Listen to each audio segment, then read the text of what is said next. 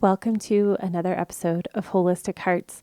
I am your host, Kristen Chadwick, and I just want to say thank you for continuing to tune in. Thank you for sharing your stories with how Holy Spirit has touched you specifically through these encounters.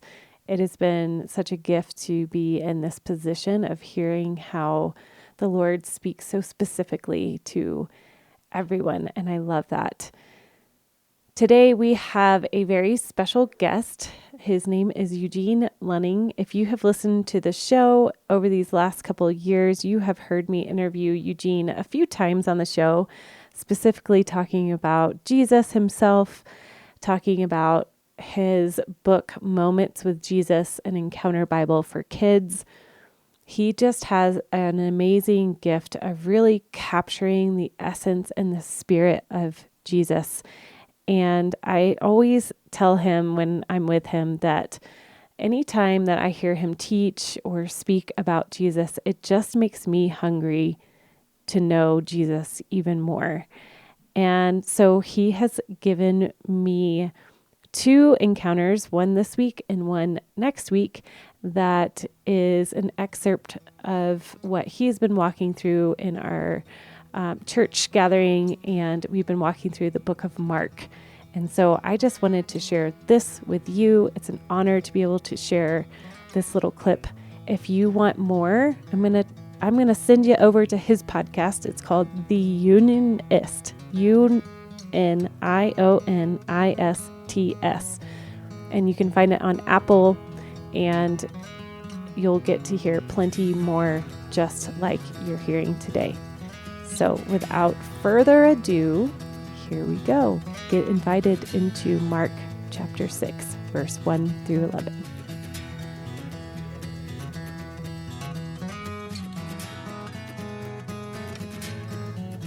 A group of 13 men descend a narrow switchbacking trail, arriving in a meadowy swale full of wild grass, flowers, low trees, flowering bushes. The sun is dropping low in the western distance before them. They are nearing the end of a day-long walk, southwest out of the seaside region. They are getting closer now to the hometown of their teacher. He is walking at their head in the company of Philip and Bartholomew. Bartholomew is telling him a rather involved, somewhat inside joke. The teacher inclines his head to make sure he doesn't miss any of the pertinent details. When the punchline lands, he laughs in a sort of generous way. It wasn't a particularly funny joke. Everyone else had already heard it. They cross the bottomland and begin walking up through the trees, up another switchback, jogging along back and forth with the trail up that next last rise. The teacher knows they are nearly there. These are his childhood ways. At the crest of the hill, looking west-southwest in the dropping light, there it is, Nazareth, his town, nestled down amongst the brownish hills. He pauses at the top to take it all in, as one does. His disciples only see an insignificant little township. And it was in this way that he left the seaside district and came into his own native town, followed by his disciples. His literal homecoming is perhaps worth telling too. For less than an hour later, the dusk light gathering quickly, all the villagers home at their family supper table, this band of 13 approaches a small house. Low willowy trees whisper with the sound of the wind blowing through overhead. The windows of the house are open. The front door is just cracked. And pouring forth from inside, much less mellow than the flickering of the lamplight glowing out, are the familiar voices of the brothers, sisters, brothers-in-law, and sisters-in-law of the teacher. His brothers James, Joseph, Judas, and Simon, and his sisters and their husbands are all crowded around the table of his mother Mary. Jesus opens the front door, followed in by his disciples. Mary looks up and sees him, a serving dish in hand. Her heart simply thrills at the sight of her boy. Now, the day after the next, I want you to imagine, as we have before, this whole town of people streaming toward their village's synagogue. Mothers dress their best, trying to straighten wayward hair of their children. Fathers wondering what exactly their wife meant by that last comment at breakfast. Children seeing their friends along the walk, trying to run over toward them, disappointed that this beautiful morning will be a total loss spent inside. Ahead, the open door of the Nazarene synagogue. At the doorway stand the headmen, dressed in their Sabbath fineries, watching the crowds approach, feeling that low little thrill of self-importance. Everyone, both those approaching, these faithful men, women, and children, and those already there, their leaders, are profoundly bored by this whole religious arrangement. Every week is precisely the same every week. But this is what one does. Every Sabbath, generation after generation. So now imagine the entirety of the town already seated inside, all in their accustomed, time-honored locations, and that natural quieting down beginning to occur throughout the congregation. The chief synagogue leader begins his walk toward the front. When, in the back, Mary, widow of the village carpenter Joseph of the line of David, comes in through the door, followed by all her sons, daughters, and extended family. And back of her comes the disappeared heir to the family business, Jesus, the one now rumored to be a teacher, and back of him, a motley band of seeming disciples. Unseemly would be the way that many in the congregation would describe them. The chief synagogue leader, seeing him there in the back, having heard of his recent reputation, makes a fateful decision kind of on the fly. He invites Jesus forward to read and speak. Jesus, with a quiet nod, comes to the front. And so it was in this way, when the Sabbath day came, that he began to teach in the synagogue. And here we're going to invite our friend Luke in for some of the details. He stood up to read the scriptures, and the book of the prophet Isaiah was handed to him. He opened the book and found the place where these words are written. The Spirit of the Lord is upon me, because he has anointed me to preach the gospel to the poor. He has sent me to heal the brokenhearted, to preach deliverance to the captives and recovery of sight to the blind, to set at liberty those who are oppressed, to preach the acceptable year of the Lord. Then he shut the book, handed it back to the attendant, and resumed his seat. Every eye in the synagogue was fixed upon him, and he began to tell them, "This very day, this scripture has been fulfilled while you were listening to it." The congregation was astonished and remarked, "Where does he get all this? What is this wisdom that he has been given? And what about these marvelous things that he can do? He's only the carpenter, Mary's son, the brother of James, Joseph, Judas, and Simon, and his sisters are living here with us." And they were deeply offended with him. So he said to them, "I expect you will quote this proverb to me, 'Cure yourself, doctor. Let us see you do in your own country all that we have heard that you did in Capernaum.'" Then he added, "I assure you that no prophet is ever welcomed in his home country.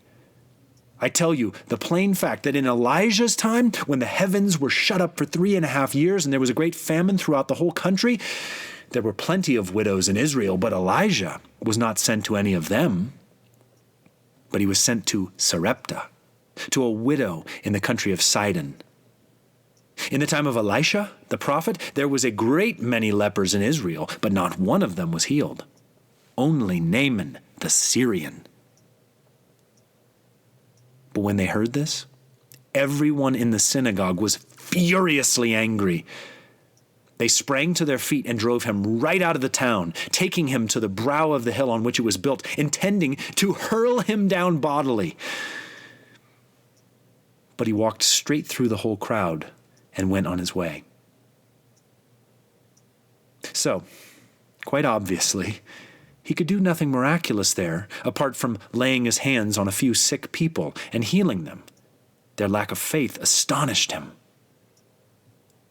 And though it was clear he couldn't stay on in town after such a particularly warm homecoming, Mary's heart still saddened as she watched he and his disciples depart upon the trail they'd come in by. He would never see his hometown again. Then, arriving by night, back to the seaside region, back to his home base in the town of Capernaum, he made his way around the villages, continuing his teaching. He and his disciples traveled by fresh early morning, spent the days strolling around those villages, stayed in a different home or side road each night.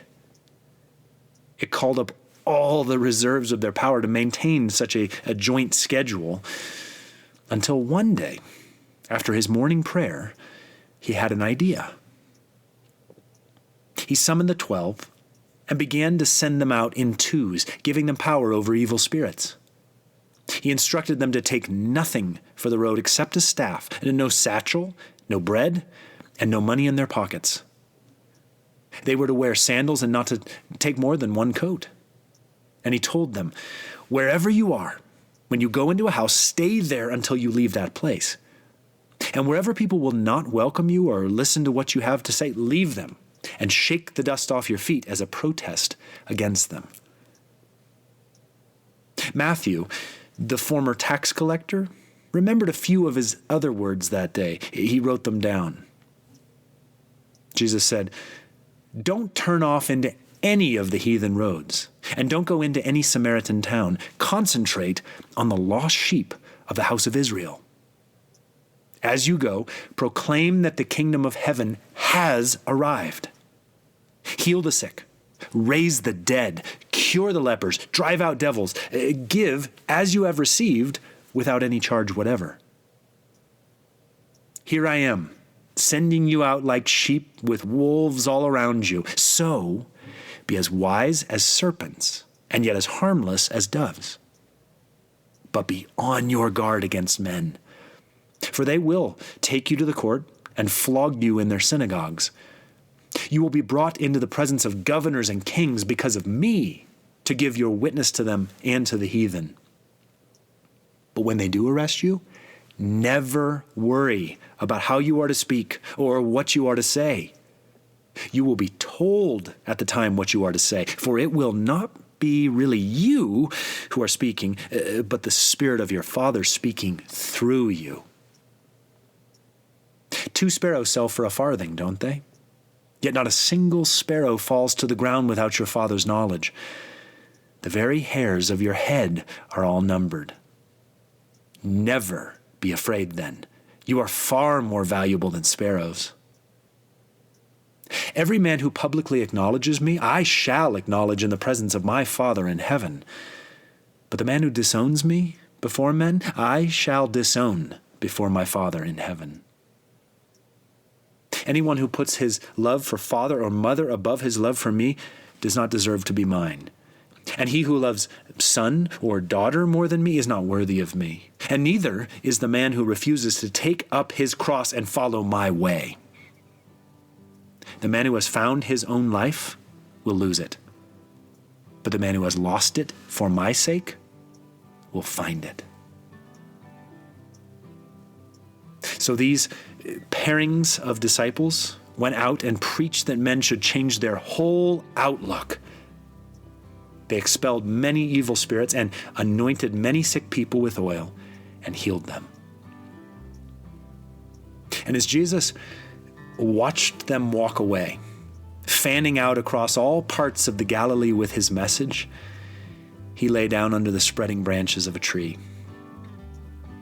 There was a smile on his lips as he fell asleep in the late afternoon shade. For the kingdom of heaven was arriving, and it was arriving through his friends.